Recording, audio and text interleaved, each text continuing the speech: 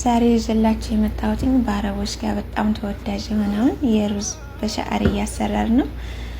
አሰላሙ አለይኩም ወራህመቱላሂ ወበረካቱ። እንዴት ናችሁ ውድ ሀገሬ ልጆች? ዛሬ አብረን ቆንጆ ሩዝ በሻዕርያ አብረን እንሰራለን።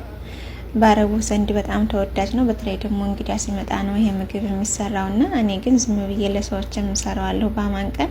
አሁን ወደ አሰራሩ ስጋ የሚያስፈልገው የዶሮ ነው። እሱን በደንብ አርጌ አጥቤ ቆራርጬዋለሁኝ። ከዛ የፈላ ውሃ ብረት ድስት ላይ ጨምራለሁ።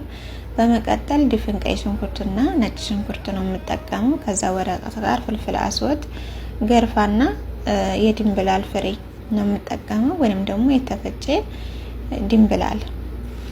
ከዛ እሱን እንደዚህ ካደረኩኝ በኋላ እኔ አንድ ዶሮ ነው የተጠቀምኩትኝ። እናንተ እንደ ቤተሰባችሁ ብዛት ዶሮውን ግማሽ ነው እንደዚህ የቆረኩትኝ።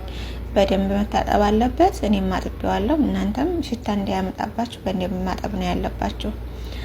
ከዛ አሁን እንደምታዩት ዶሮአችን በስሏል። ጨው ጨምሬያለሁ። ጨው እንዳያረሱ ብዙ ልጆች ጨው አልጨመርሽም ስለምትሉኝ ስለማይታያችሁ ነው። እና መረቁን እፈልገዋለሁ። አሁን ዶሮ ወደ ዳር አውጥቼዋለሁ።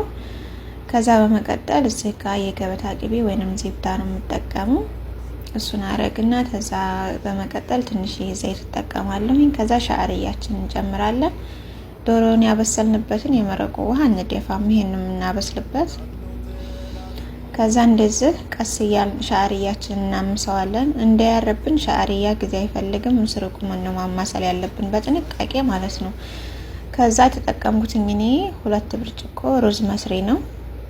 ሩዝ መስር ከሌላችሁ ግዴታ ሩዝ መስር መሆን የለበትም። ባላችሁ መጠቀም ትችላላችሁ። ግን የሩዝ መስሪ ቢሆን አፍተል በጣም እንዲጥም ያደርገዋል።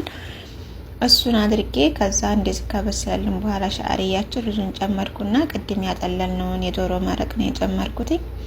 ጣዕሙ ልነግራችሁ አልችልም። ከዛ አሁን እዚህ ጋር ምንድነው ያረኩት? ዘይት አረኩ። ከዛ ቀይ ሽንኩርት፣ እናንተ ቀይ ሽንኩርት ሰዎቻችሁ የሚወዱ ከሆነ ሸራይ ወይንም ስላይት መከተፍ ትችላላችሁ። የኔ ደግሞ ሴትዮዋ ስለማትወድ እንደዚህ በትናንሹ ነው የምከትፈው እንዳይታይ አድርጌ። ያው ታውቃላችሁ ምግብ ሽንኩርት ከሌለው ያን ያክል አይጠምም። ከዛ ዶሮውን እንደዚህ በቀጫጭኑ ፈተፍትና ተላይ ያደረኩትኝ ሱማክና ትንሽዬ ፍልፍል አስወጥ፣ ከዛ ትንሽዬ የምግብ ሎን ነው የጨመርኩትኝ ወደ አስፈርነት እንደወስንልን። ከዛ ድብስ ራማኑ ጣፋጩ መሆን የለበትም፣ ሆምጣጤው ነው መሆን ያለበት። እሱን እንጠቀምና ያበደ ምግብ ነው ዛሬ የምንሰራው።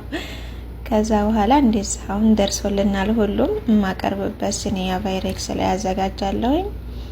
አሁን እንደምታዩት ሻዕርያችን እንደዚህ በአማረ ሁኔታ አምሯል። ማሻአላ።